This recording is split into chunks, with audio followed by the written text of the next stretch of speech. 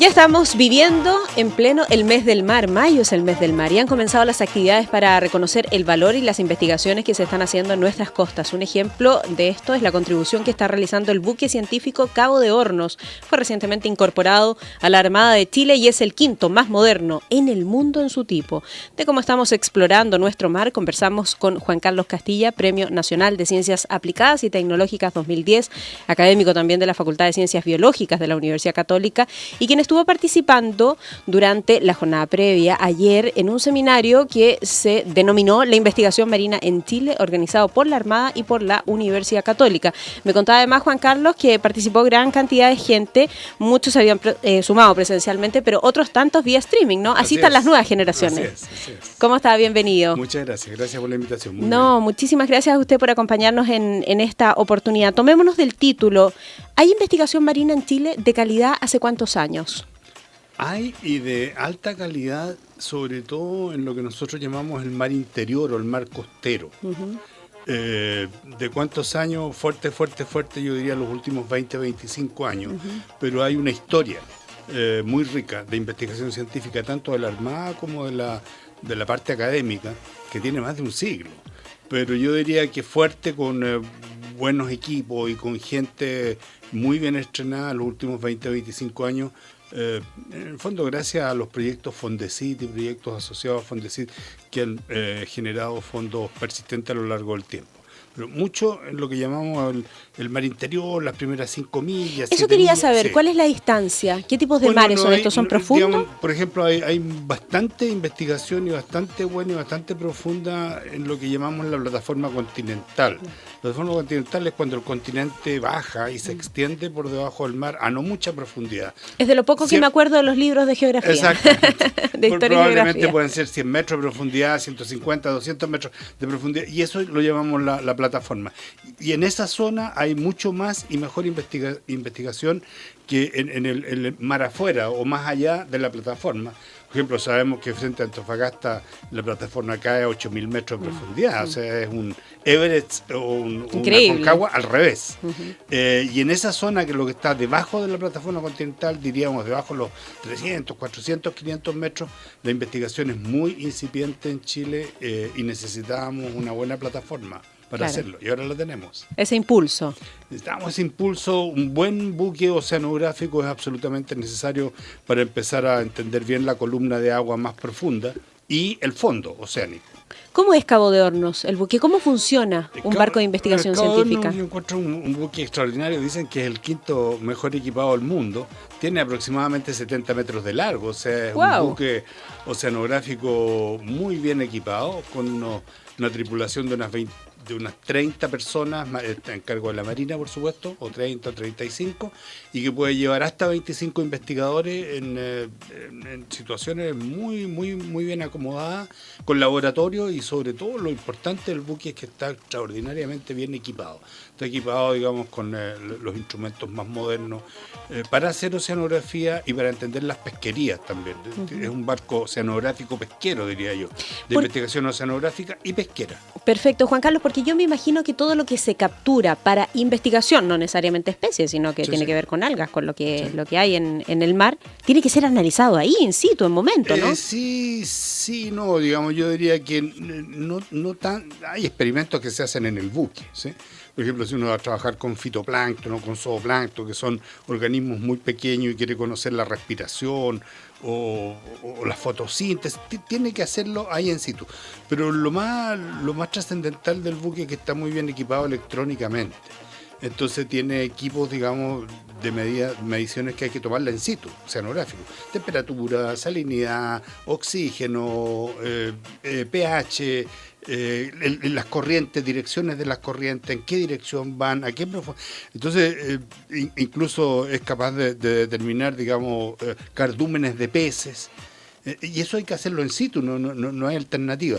Pero por otro lado, digamos, muchas de las investigaciones que se hacen con organismos mayores, diríamos, algas, invertebrados, peces, aparte de lo que es evaluación de stock y saber dónde están y cuántos son, que hay que hacerlo in situ, se puede hacer en laboratorio.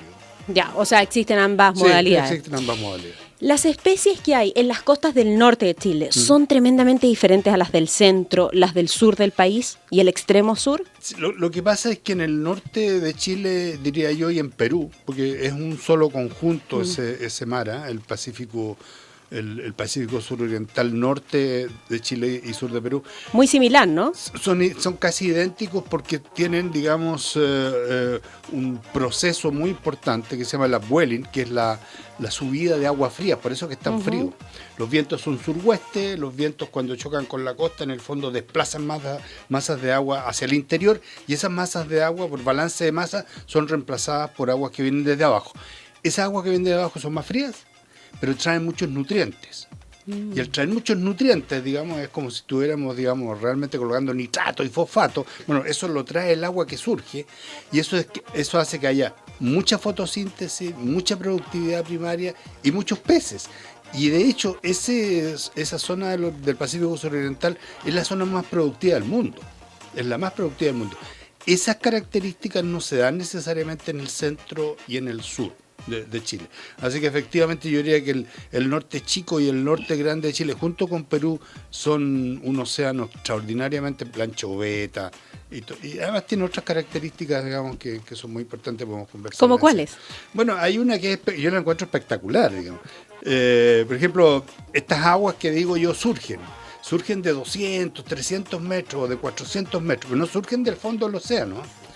Y por debajo de esas aguas que surgen hay una capa de unos 300, 400 metros, o sea, digamos, entre los 250 y los 500 metros, por decir algo, es variable, que no tiene oxígeno. No hay oxígeno. No hay oxígeno. Entonces todas las pesquerías ocurren por sobre esa capa o por debajo de esa capa. Y esa es una característica de un océano único. Ocurre en otros 2 o 3 lugares del mundo. ¡Qué increíble! Lo que yo me gusta mucho decir para levantar la imaginación de la gente es que existe un desierto de Atacama y un desierto de Humboldt. El de Humboldt tiene una sección que no tiene oxígeno y el de Atacama no tiene agua. Y esas dos cosas conviven. Sabemos mucho del desierto de Atacama y sabemos muy poco del desierto de Humboldt. No es un desierto en el sentido que falte agua. ¿Y qué es lo que falta? ¿Por qué le llamamos desierto? Por el oxígeno. Claro. Los peces que necesitan oxígeno o los organismos no pueden vivir ahí. Y sin embargo, ese sistema ha evolucionado a lo largo de cientos o miles de millones de años y tiene su vida propia.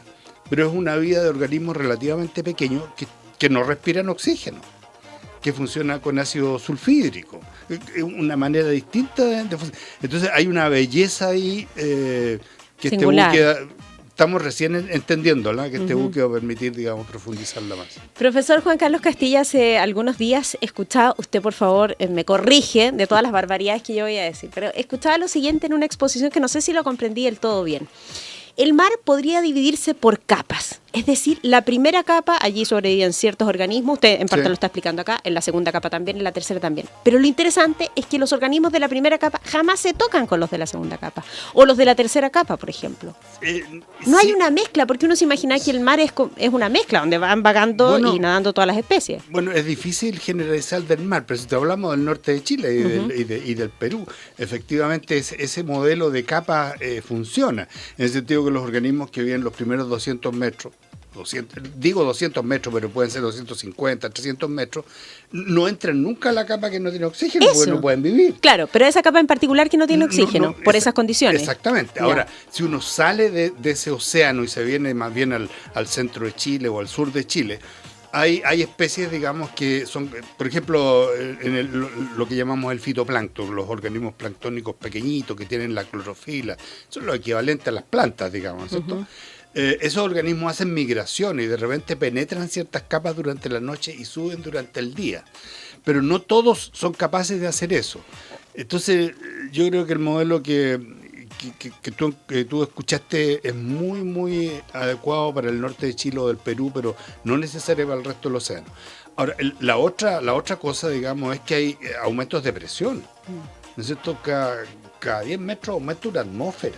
Que es muchísimo. Entonces es muchísimo. Cuando estamos a 5.000 metros, digamos, tenemos una cantidad de atmósfera que no todos los organismos son capaces de resistirlo. Entonces lo que viene a la superficie son inviables allá abajo. Y sin embargo, abajo hay especies que se han evolucionado para vivir ahí y que no suben. Qué increíble. Entonces están las dos cosas, que efectivamente de repente hay capas que no pueden atravesar y de repente que viven en ciertos sectores donde han evolucionado y entonces no pueden vivir a 100 atmósferas o a 200 atmósferas. Profesor, a medida que nos vamos sumergiendo más en el mar, ¿encontramos más oscuridad? No. ¿O no necesariamente? Un momento, el mar es oscuro, ¿eh? ¿Completamente oscuro en sus Después de los primeras capas 200 también? metros Es oscuro. ¿Es oscuro negro? ¿Es un blackout? Es que no pasa la luz. La luz, no entra la luz. La luz empieza, digamos, en la superficie, empieza a ser absorbida. Depende si es el trópico, si hay mucho plancton, si hay poco plancton, pero para poner una cifra, digamos, que no es una cifra perfecta, 150, 200 metros hacia abajo no hay luz, pero nada de luz. Cero luz. Entonces ahí es importante porque ahí no hay fotosíntesis, ¿eh? Ahí no se produce la síntesis de las proteínas. Entonces hay otros procesos bioquímicos que ocurren ahí, por un lado, y por otro lado, que esta capa, la capa fótica la llamamos, la primera capa, tiene una productividad muy alta y una gran cantidad de los organismos que están ahí mueren.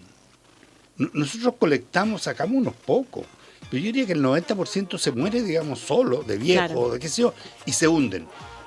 Y al hundirse, digamos, se le agrega materia orgánica al fondo oceánico que ha estado producido en la capa fótica. Pero no está ese concepto claro en la gente que el mar es oscuro. ¿Oscuro? Pero negro. No, yo pensé que muchísimo más allá, digamos, muchísimo más profundo. No, era si vamos a negro. Antofagasta, digamos, entre los 200... Cuando uno sale, que yo trabajo mucho en Antofagasta, uno sale de la bahía de Antofagasta, ahí en la bahía, digamos, uno alcanza a ver la boca de la bahía, ahí hay 300 metros. Bueno, desde la boca de la bahía hasta los 8.000 metros. Es una oscuridad total.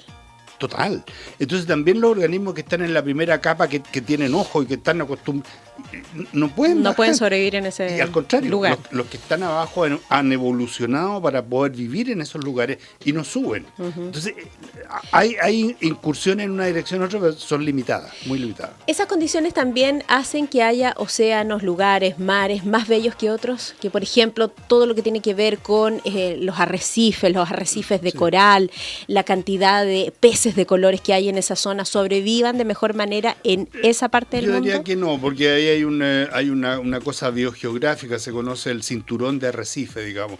El cinturón de arrecife está entre más o menos los 25 grados del Ecuador, es una cantidad de grados hacia el sur y otros hacia el norte, y ya cuando la temperatura cae de los 22, 23, 24, ya los corales no resisten.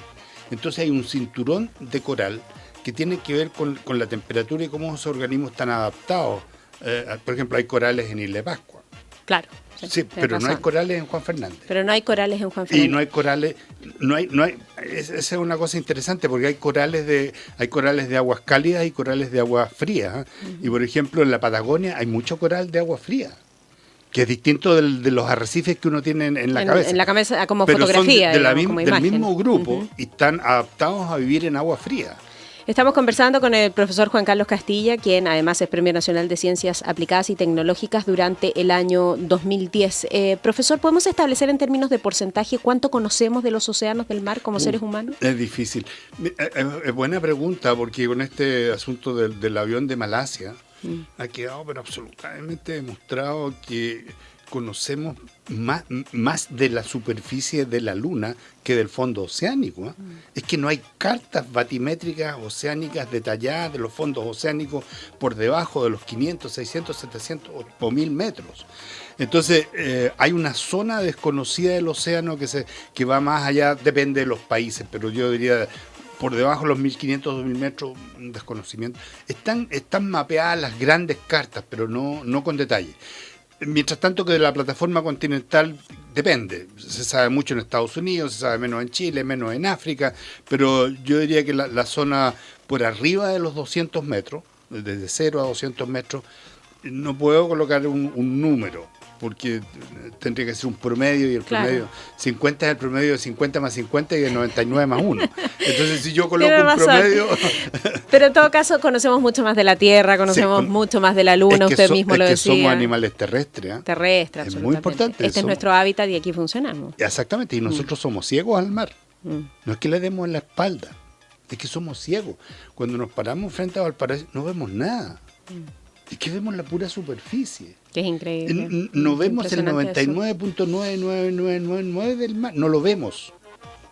Entonces, una campaña que tenemos nosotros es esa, que en realidad yo pienso que Chile no es un país que tiene una cultura marina, porque no fuimos descubiertos por marinos, porque no somos una isla, las islas tienen mucho más cultura, Chiloé tiene más cultura marina que el resto de Chile. Claro. Y La Pascua también. No somos una isla, decimos Chile es una isla, mentira, no somos una isla, tenemos una cordillera.